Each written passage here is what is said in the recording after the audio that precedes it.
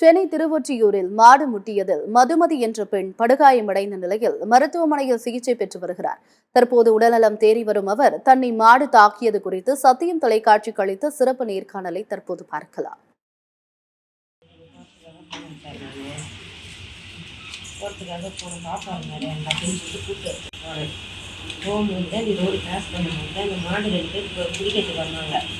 மாட்டு சொல்ல பிடிக்க வந்தாங்க.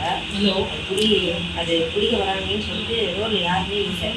பிடிக்க வராங்கன்னு சொல்லிட்டு முடியாது பொங்கலை முட்டி அப்படியே டக்குன்னு வயிற்று காரெலாம் இருந்தது. அதெல்லாம் மூழ்கி வீட்டுக்கு தொடையில தான் பொங்கல் நல்லா குத்தி ரத்த படாமல் இருந்துச்சு. அது சொல்லிட்டு திருப்பி எதிர் சோமசுந்தரம் மாத்திரை நல்லா காக்கணும் இன்ஃபெக்ஷன் எதுவும் ஆகலைன்னா ரொம்ப தேவை.